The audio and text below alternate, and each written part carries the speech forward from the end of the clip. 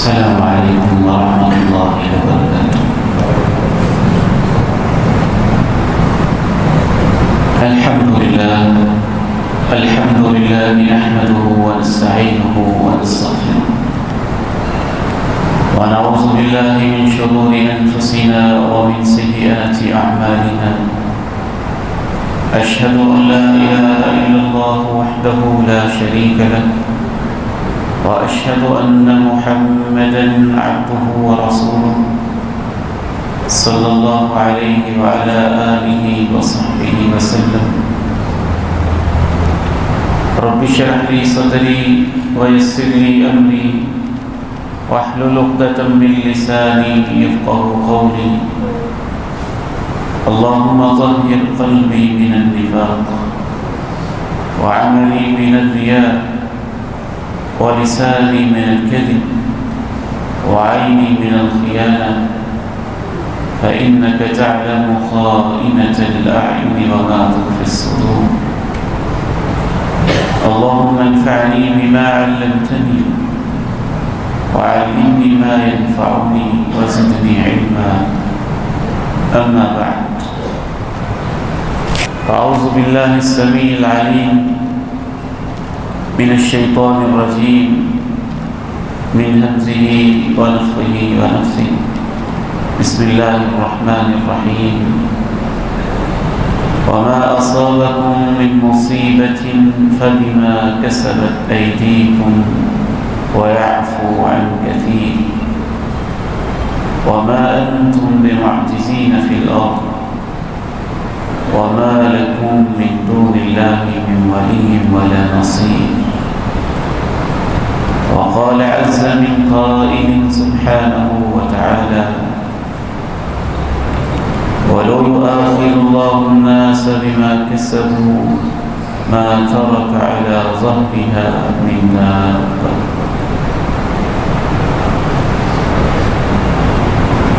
انتہائی قابل احترام میرے بھائیوں، عزیز القدر میرے نوجوانوں، قابل شفقت بیٹوں، اسلامی اور روحانی ماؤں، بہنوں اور بیٹے،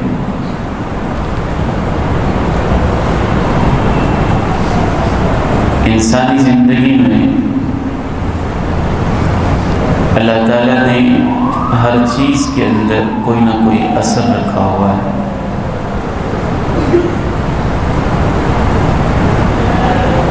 آپ پانی پیتے ہیں، پانی میں یہ اثر ہے کہ وہ پیاس بجھا دیتا ہے.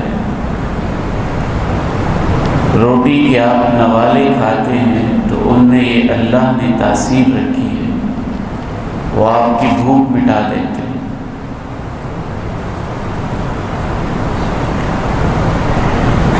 9 کروڑ میل کے تقریباً فاصلے پہ سورج کو اللہ تعالیٰ بھیجتا ہے. اس میں یہ تاثیر ہے کہ وہ کائنات کی چادر پہ روشنی بکھیر دیتا ہے، ٹیمپریچر پہنچاتا ہے. چاند میں یہ تاثیر ہے کہ وہ سفیدی اور ٹھنڈک زمین تک پہنچاتا ہے، اور سمندر میں بھی مد و جزر کا باعث بنتا ہے. اسی طرح سے کچھ چیزوں کے اثرات نقصان دہ بھی ہوتے ہیں. زہر میں یہ اثر ہے کہ وہ جان لیوا ثابت ہوتی ہے. بچھو کے ڈسنے میں یہ اثر ہے کہ انسان کے لیے بڑا موذی، اذیت ناک اور تکلیف دہ ثابت ہوتا ہے. آج ایک بڑی اہم حقیقت آپ کے سامنے آشکارا کرنا چاہتا ہوں کہ جس طرح ان مادی چیزوں کے اثرات ہیں اور ہم میں سے ہر شخص ان اثرات کو مانتا ہے، کوئی ایسا بیوقوف اور احمق اور پاگل ہی شخص ہوگا جو ان اثرات کا انکار کرے یا ان اثرات کے مطابق وہ کوشش نہ کرے. اگر ایک شخص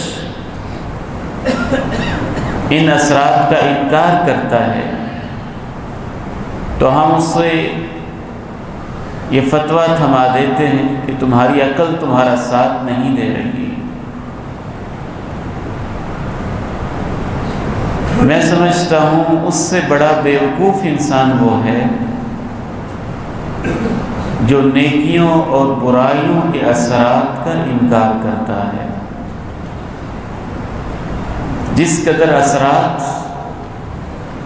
ان مادی چیزوں میں ہیں، جتنا فائدہ پانی پیاس بجھانے کا رہتا ہے، روٹی بھوک مٹانے کا دیتی ہے، سورج روشنی بکھیرنے کا دیتا ہے، چاند ٹھنڈک پہنچانے کا جتنا انتظام کرتا ہے، اس سے کہیں زیادہ نیکیاں انسان کی زندگی میں برکتیں لے کے آتی ہیں۔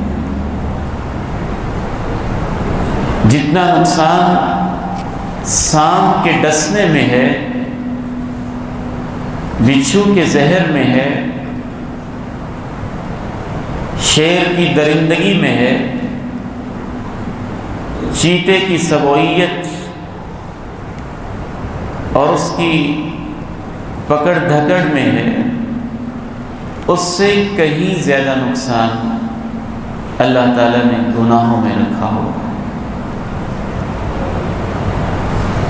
فرق صرف اس قدر ہے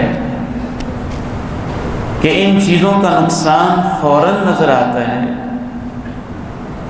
نیکیوں اور برائیوں کا اثرات بعض دفعہ فوراً نظر آتے ہیں، بعض دفعہ کچھ سالوں کے بعد نظر آتے ہیں، بعض دفعہ اگلی نسلوں میں نظر آتے ہیں، بعض دفعہ قبر میں نظر آتے ہیں، اور بعض دفعہ حشر میں نظر آتے ہیں۔ کیا کیا اثرات ہیں، اس حوالے سے چند بنیادی باتیں میں شیئر کرنا چاہوں گا۔ برائی کا سب سے پہلا اثر اور بنیادی اثر انسان کے دل پہ ہوتا ہے۔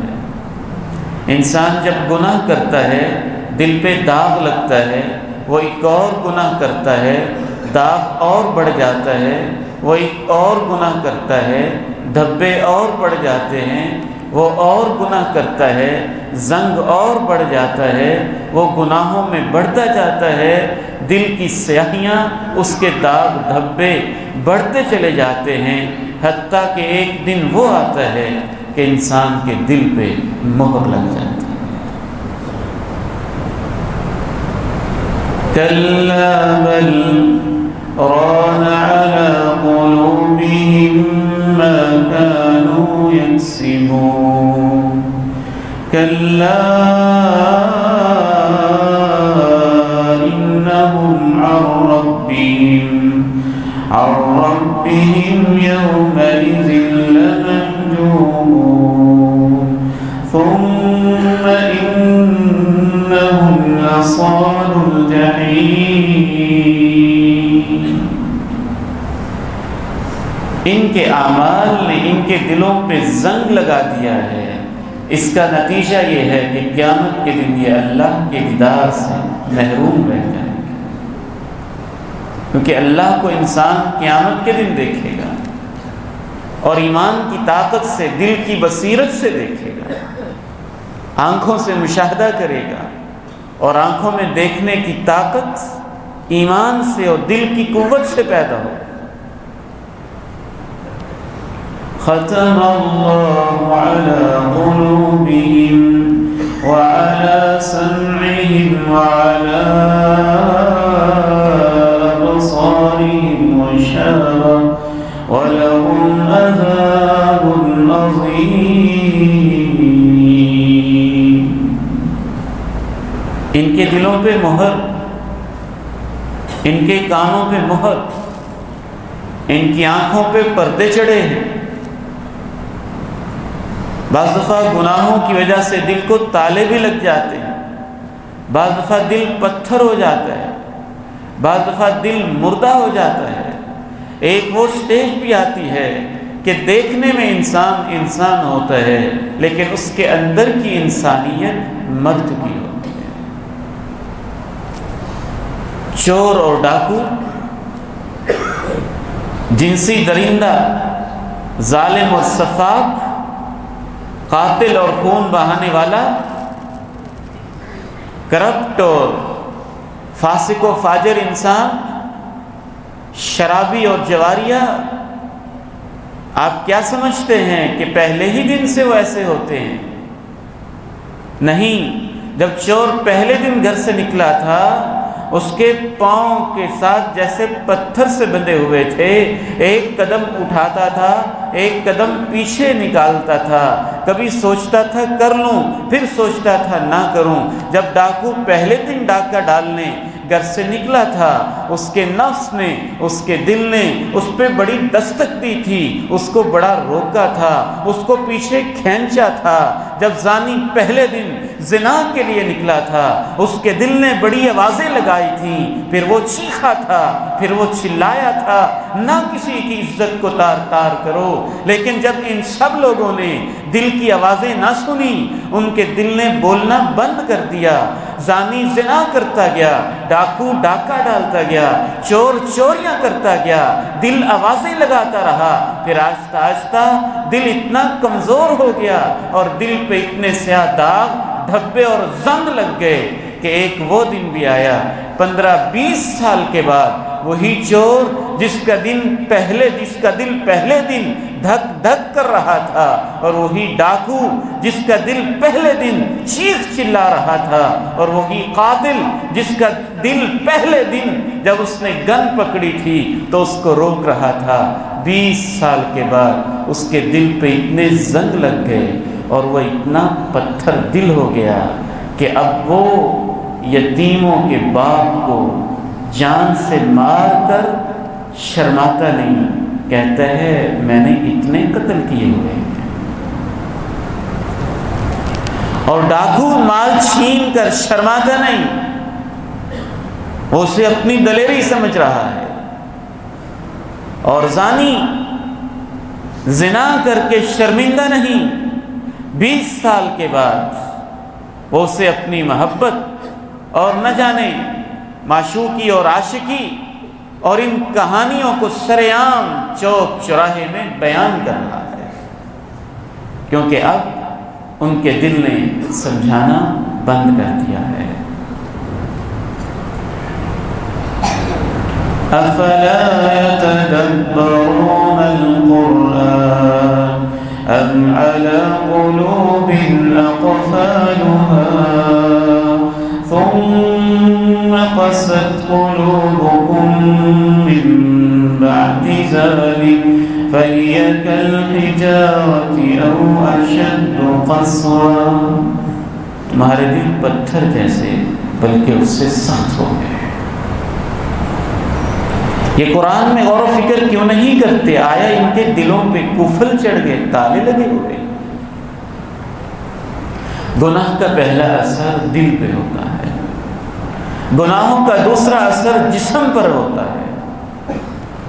جسم پر کیا اثر ہوتا ہے؟ جسم جب گناہ کرنے کا عادی ہو جاتا ہے، پھر اس کے لیے گناہ کرنا آسان ہو جاتا ہے، نیکیاں کرنا مشکل ہو جاتی ہیں۔ اگر رات کے 12 بجے بھی کہا جائے، دوست آ کے کہیں آؤ پکنک پہ جانا ہے تو یہ تیار ہو جاتا ہے۔ اگر دوست کہیں مری کی سیر کرنی ہے تو یہ تیار ہو جاتا ہے۔ اگر دوست کہیں کسی کی عزت کو تار تار کرنا ہے تو اس کا جسم بڑا چست ہوتا ہے، چاق و چوبند ہوتا ہے۔ اگر دوست کہیں کسی قتل کی مہم پہ جانا ہے تو یہ تیار ہو جاتا ہے۔ اگر دوست کہیں کسی زمین پہ ناجائز قبضہ کرنا ہے تو اس کے جسم میں بڑی طاقتیں آ جاتی ہیں۔ اگر دوست کہیں آج کسی سے لڑنے جانا ہے تو اس کے اندر بڑی ہمتیں آ جاتی ہیں۔ گناہ کر کر کے برائیاں کرنا اس کے لیے آسان ہو جاتا ہے۔ اگر وہی کہیں مسجد میں جانا ہے تو اس کے پاؤں سے پتھر بن جاتے ہیں۔ اگر وہی کہیں کسی درس قرآن میں جانا ہے تو اس کے پاؤں پیچھے کی طرف کھینچے آتے ہیں۔ اگر وہی کہیں قرآن کی تلاوت کرنی ہے تو اس کی زبان ایک ایک من بھاری بھاری ہو جاتی ہے، اس پہ الفاظ طاری نہیں ہوتے۔ اگر دوست کہیں نیکی کے سفر پہ جانا ہے تو اس کو بڑا بوجھ محسوس ہوتا ہے۔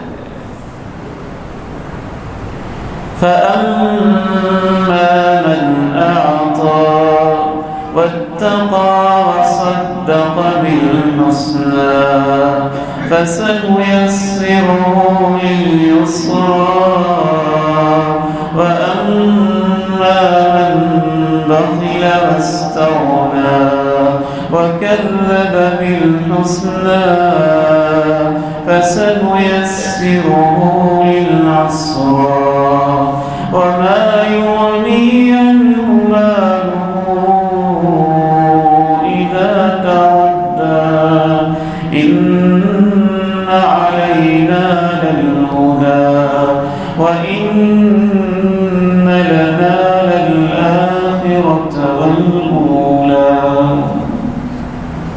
جو اللہ کی راہ میں دیتا ہے، جو ڈرتا ہے، سچی بات کی تصدیق کرتا ہے، ہم اس کے لیے نیکیوں کی راہیں آسان کر دیتے ہیں، جنت کی راہیں آسان کر دیتے ہیں۔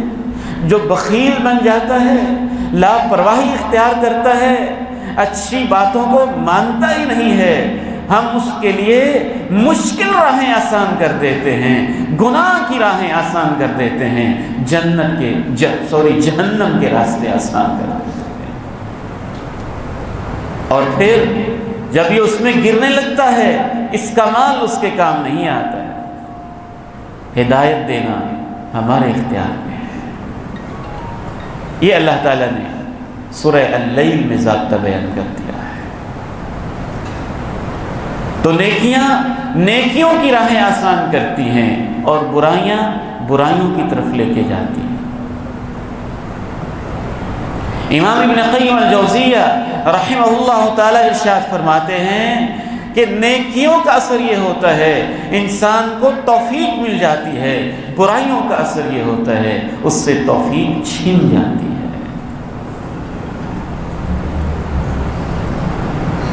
گناہوں کا تیسرا اثر اولاد پر ہوتا ہے، بیٹوں پر ہوتا ہے، بیٹیوں پر ہوتا ہے، پوتوں پر ہوتا ہے، نواسوں پر ہوتا ہے، نسلوں پر ہوتا ہے، بعض دفعہ خاندانوں پر ہوتا ہے، پوری کی پوری فیملیز پر ہوتا ہے۔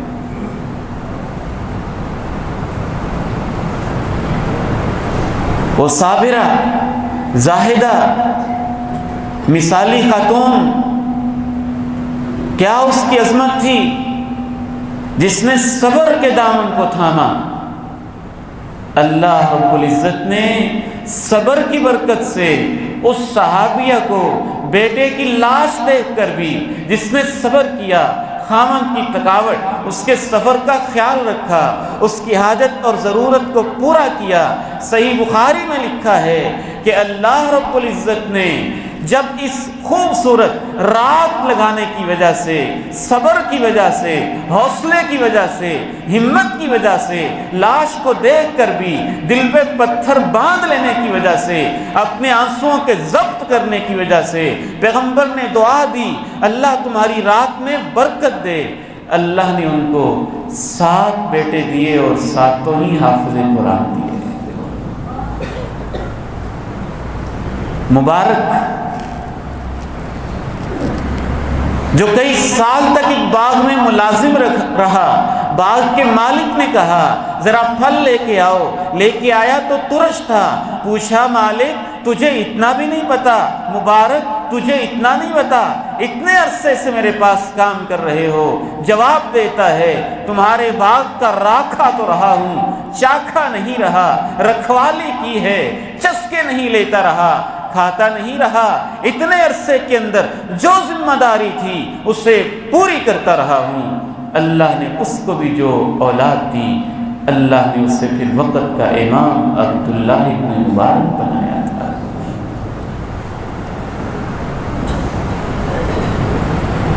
اولاد پر اثر ہوتا ہے۔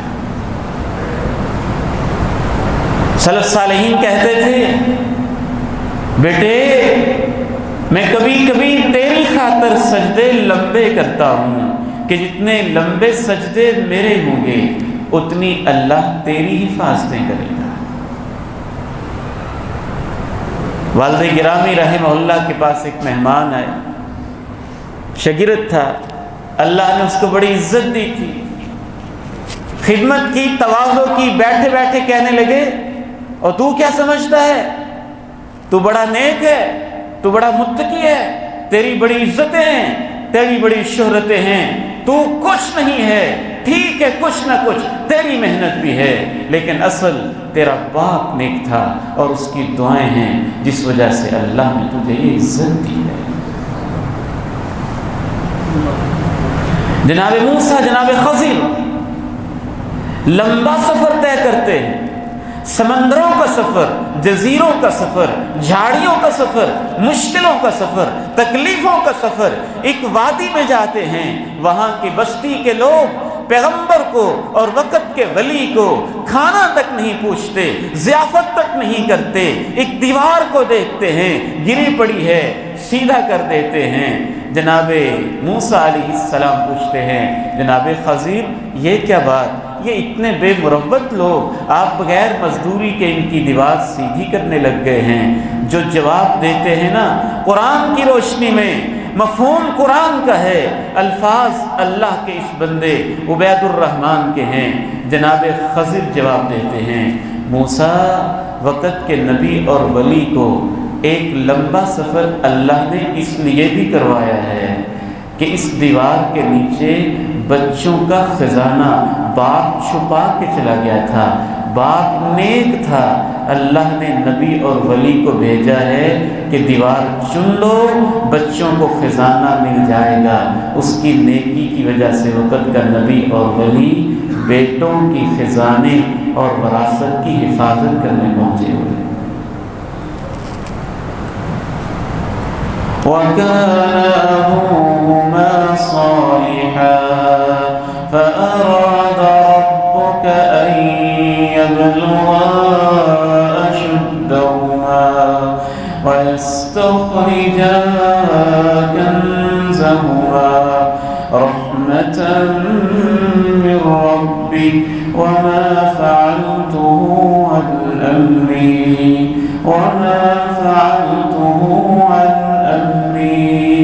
ذَلِكَ تَأْوِيلُ مَا لَمْ تَسْطِع عَلَيْهِ صَبْرًا۔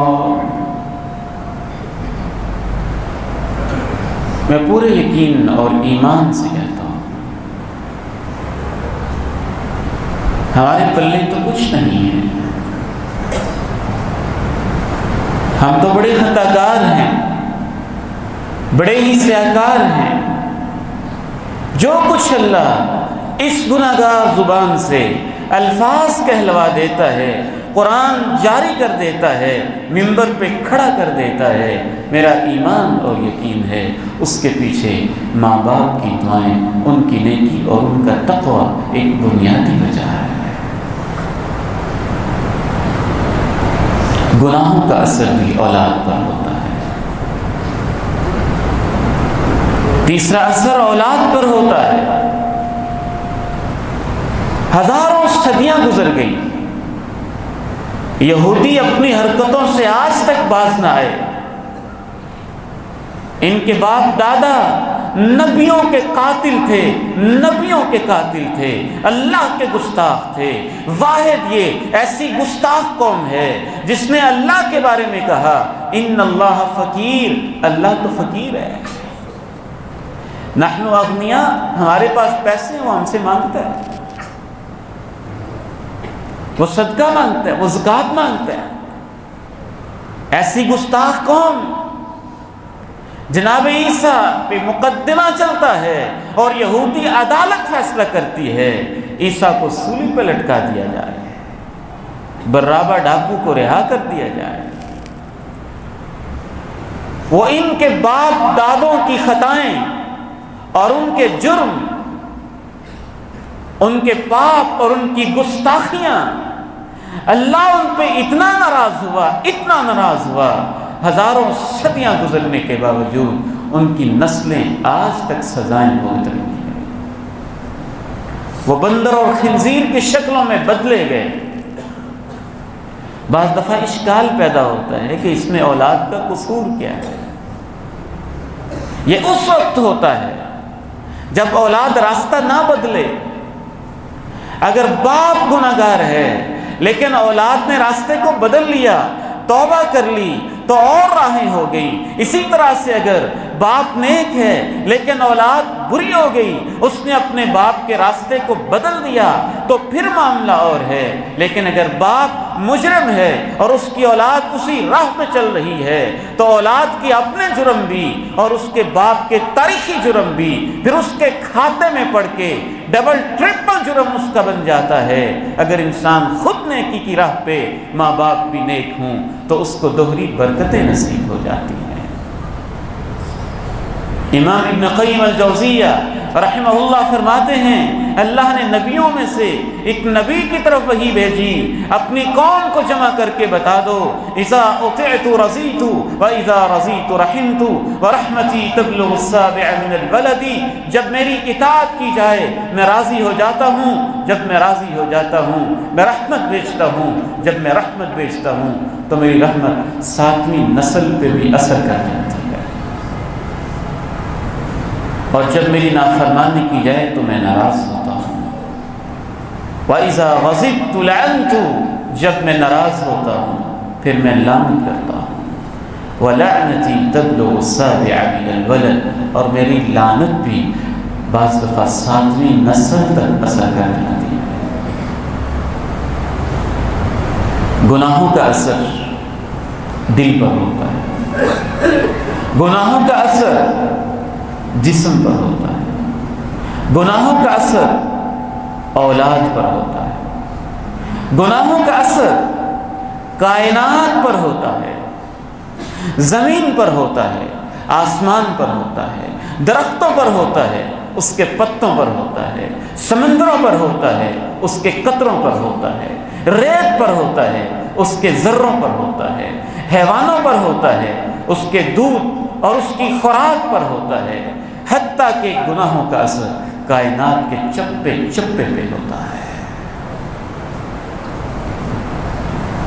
سمندر بکھرتے ہیں تو ہمارے گناہوں کی وجہ سے، زمین پہ زلزلے آتے ہیں تو ہمارے گناہوں کی وجہ سے، آسمانوں سے بے موسم بارش آتی ہے تو ہمارے گناہوں کی وجہ سے، پھلوں سے برکت مٹ جاتی ہے تو ہمارے گناہوں کی وجہ سے، قوم نوح پہ سیلاب آتا ہے تو گناہوں کی وجہ سے، قوم عاد و سمود پہ چنگھاڑ اور زلزلے آتے ہیں تو گناہوں کی وجہ سے، قوم شعیب پہ عذاب آتا ہے تو گناہوں کی وجہ سے، قوم لوط پہ پتھر برستے ہیں تو گناہوں کی وجہ سے۔ وَمَا أَصَابَكُم مِّن مُّصِيبَةٍ فَبِمَا كَسَبَتْ أَيْدِيكُمْ وَيَعْفُو عَن كَثِيرٍ وَمَا أَنتُم بِمُعْجِزِينَ فِي الْأَرْضِ وَمَا لَكُم مِّن دُونِ اللَّهِ وَمَا لَكُم مِّن دُونِ اللَّهِ مِن وَلِيٍّ وَلَا نَصِيرٍ وَلَوْ يُؤَاخِذُ اللَّهُ النَّاسَ بِمَا كَسَبُوا مَا تَرَكَ عَلَى ظَهْرِهَا مِن دَابَّةٍ، اگر اللہ انسانوں کو ان کے گناہوں کی وجہ سے پکڑے تو اس کرۂ ارضی پہ کوئی جانور بھی زندہ نہ بچے۔ تمہیں جو بھی مصیبت پہنچتی ہے وہ تمہارے اپنے ہاتھوں کی کمائی ہوتی ہے۔ وَيَعْفُو عَن كَثِيرٍ، تمہاری بہت ساری کمائیاں تو وہ معاف کر دیتا ہے۔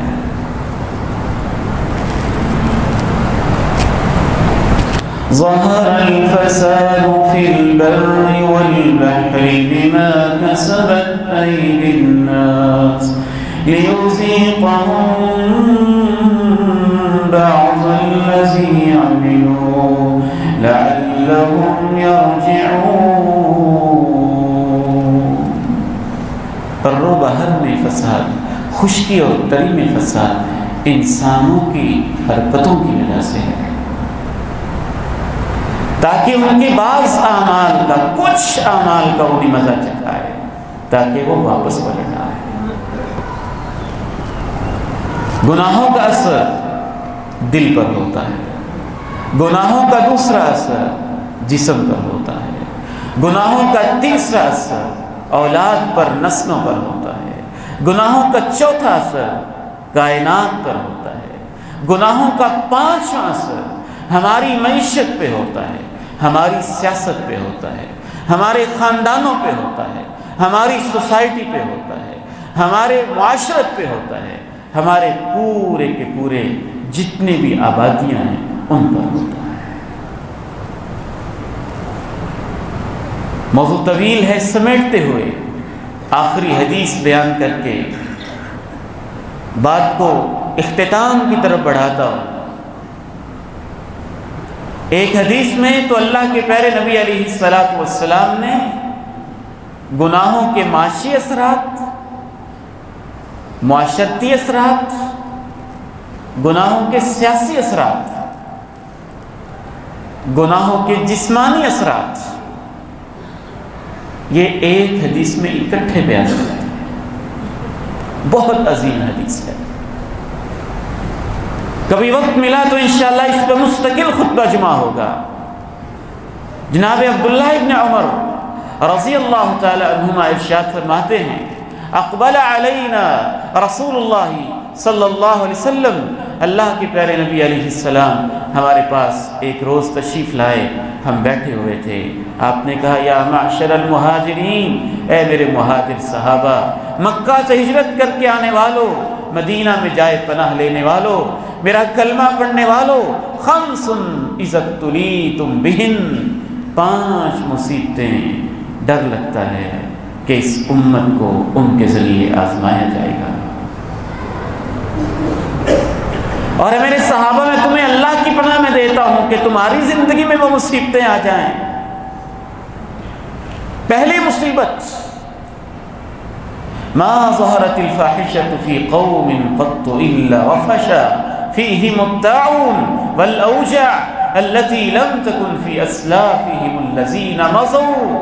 اے میرے مہاجر صحابہ، مجھ پہ جان نشاور کرنے والوں، سن لو اور سمجھ لو، جب بھی کسی قوم میں بے حیائی عام ہو جائے گی، اس قوم کے اندر طاعون اور بیماریاں عام ہو جائیں گی۔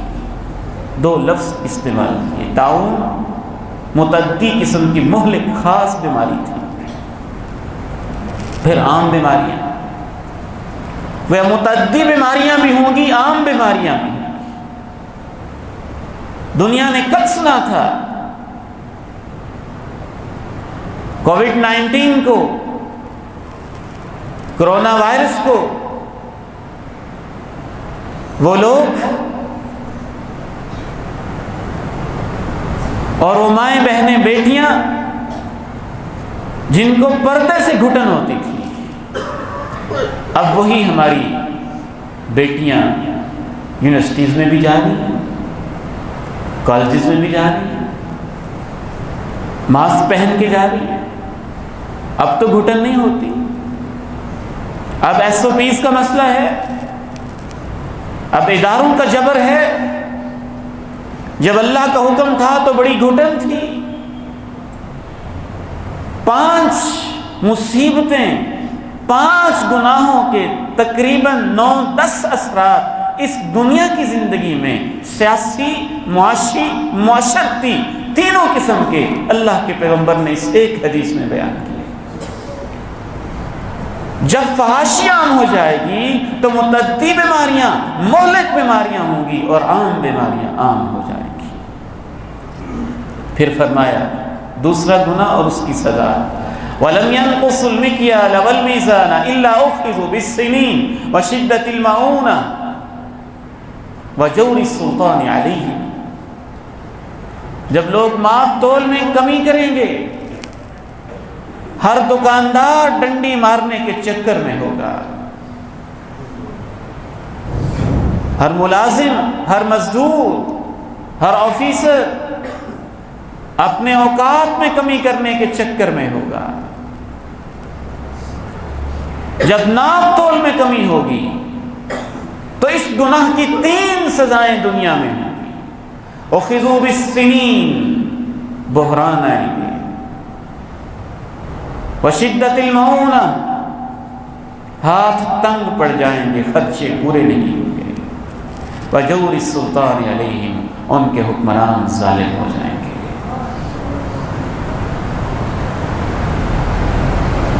ٹھیک ہے بین الاقوامی ایجنڈا بھی ہے، ٹھیک ہے حکمرانوں کی حماقتیں بھی ہیں، ٹھیک ہے پالیسی سازوں کی بیوقوفیاں بھی ہیں، لیکن اس سے بڑا ٹھیک ہے کہ ہمارے گناہ بھی ہیں۔ جب ناپ تول میں کمی ہوگی تو یہ 3 سزائیں ان پہ مسلط ہو جائیں گی۔ تیسرا گناہ آپ نے بیان کیا، جب بھی کوئی قوم ما منع قوم زکاة اموالهم الا منع القطر من السماء، زکوٰۃ نہیں دیں گے، جب زکوٰۃ نہیں دیں گے تو آسمان سے رحمت برکت والی بارش اللہ روک لے گا، یا ہوگی نہیں یا ہوگی لیکن برکت والی نہیں ہوگی۔